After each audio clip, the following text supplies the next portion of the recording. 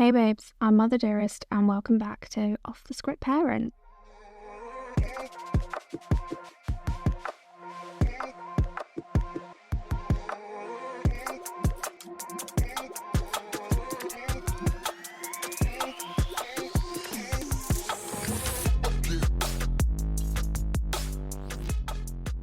Hey, so today's episode is all about rules for no reason. Those pointless, arbitrary, because I said so rules that make kids' eyes roll so hard they can see their own brain.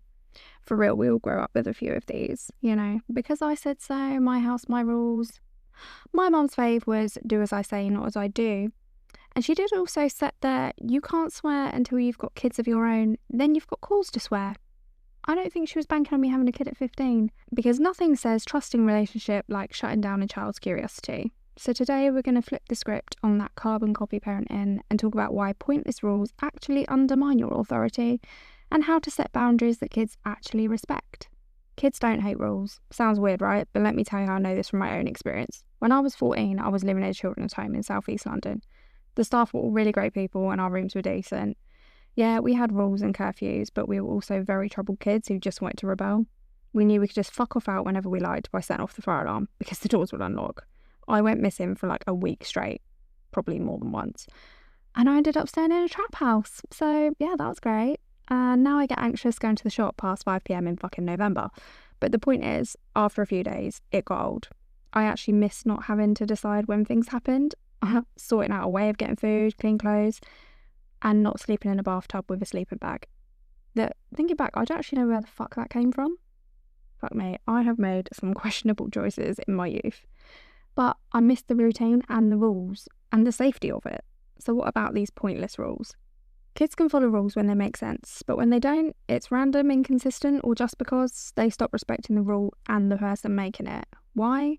Because children are mini lawyers, and even if they don't have an official demand avoidance type diagnosis, like my bad bitch self, they are still wired to be professional loophole seekers. If you give them a rule for no reason, they will pull at that thread until your sanity fucking unravels. Example, no snack after 6 p.m. Why? Because bedtime. Okay, but bedtime's at 9. Okay then, so why am I starving at 7:30 and suddenly allowed to eat at 7:55 on weekends? Like, they will find the cracks in bullshit faster than HMRC will bill you for the 2p you owe them. Section 2. What pointless rules do to kids. This is the part people miss. Rules don't just piss them off, it actually shapes how your kid sees you, the parent. Here's what's happening.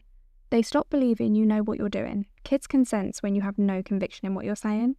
They know when the rule is just you reaching for control because you're stressed, and they prey on weakness. They learn to hide, sneak, or lie. If the rule isn't logical, they won't follow it, and they'll work around it. And you might try and rationalise this to them by saying, well, when you leave home, you'll have to follow the law and rules at work, blah, blah, blah. But do you, always? Like, never pulled a sickie, never taken a carrier bag without paying? Never flashed an oncoming car to let them know about a speed trap, because fuck them bitches.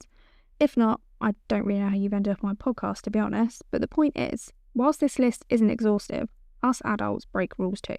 We break rules because we think they're bullshit, or we don't respect those who made them. So it feels a bit hypocritical to respect it from our kids then, no? Why parents make pointless rules? No shade. Do you remember wanting to do or have something and you'd wait until your mum was watching her soaps or on the landline? Strategic as fuck, wasn't it? Because we knew 9 times out of 10 they'd mouth yes or just flap and nod at us. We knew they didn't have the capacity to think properly and they just wanted us to fuck off. It's the same with these nonsense rules. We're overwhelmed, we need to regain control, we're bloody tired and the rule is actually about us needing a minute, or we're just repeating what our parents did. And parenting is hard, like really fucking hard, and the more you care about your kids, the harder it is. Sometimes the rule is just code for stop touching me, shouting and climbing on the back of my sofa before I walk blindfolded into fucking traffic. But the good news is, you don't have to give them less rules or relinquish control, but we probably do have to stop saying rules, I know. The difference between a boundary and a rule. Boundaries protect people, rules protect power. Let me explain. A boundary sounds like, you can't hit your sister because people deserve to feel safe in this house. You need to sleep by 9 p.m. because your brain and body need a rest. Screens off at 8 p.m. so your brain can unwind. Reason, logic, safety. A bullshit rule sounds like, don't do that. Give me your phone. because that's how it's done, or end of discussion. Now, whilst I'm not really sure why in 2025 we still have this notion that kids are somehow less than adults, but if your spouse, boss or friend spoke to you like that, I'm hoping you would tell them to fuck off. In my experience, there's seldom any pushback when you steer kids using boundaries, not rules, apart from my Alicia, but she's a rare breed, that one. I'll cover more authority-challenging kids in a bit. How to make and maintain order that kids actually respect. Okay, so you might be thinking, cool, I now have to make some chart for my fridge, have a family slogan or a family meeting. I mean, you do you, but apart from the last one, I'd rather shit in my hands and clap, to be honest. And it's not time nor energy consuming to implement this strategy. Give the why. Kids follow rules when they know the purpose. This shouldn't be a TED talk, just one sentence, maybe two. We don't slam doors in this house because it damages frames. We limit screen time because your brain needs a break. Stay consistent. If the boundary only applies when you're in a bad mood, it's not a boundary. It's punishing them for your emotional dysregulation. Negotiate where appropriate. We ain't trying to run a dictatorship here.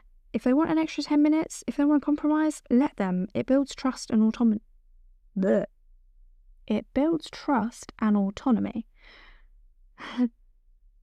It builds trust, or oh my fucking Jesus Christ on a bike. It builds trust and It builds trust and autonomy. There is a real example of me doing this with my Jasper on Instagram. If you haven't seen it, fucking loser. Jasper usually goes to bed at 10 p.m. on a school night, but he wanted to do some Roblox event thing that was like 10 till 11. Now, I know a lot of people would just say a flat no because them's the rules, but we negotiated. We agreed on him doing his homework, having a few hours off screen, hanging out with us, and then he could go on his PC about 9 until the event. We discussed briefly why, which he already knew, and I asked him if he thought he'd still be okay to commit to working hard at school the next day. He either would be, or he'd be tired. But he'll learn from that experience because he doesn't like being tired, and if anything else, it would just help hammer home the point of why we have that boundary in the first place. Make sure the consequence matches the behaviour. So, really, it shouldn't be you shouted at your brother, so no iPad for a week. Jesus Christ, that is medieval. Just fix the thing that went wrong. You shouted at your brother, and you know that's disrespectful. What do we need to do if we disrespect someone? Cue the mumble of apologise. No, I said, what do you need to do when? Not you need to go and. At school age, they likely know apologising is the remedy here. And the more they have to come to that solution on their own, the less you'll have to interject, and they'll just start doing it automatically.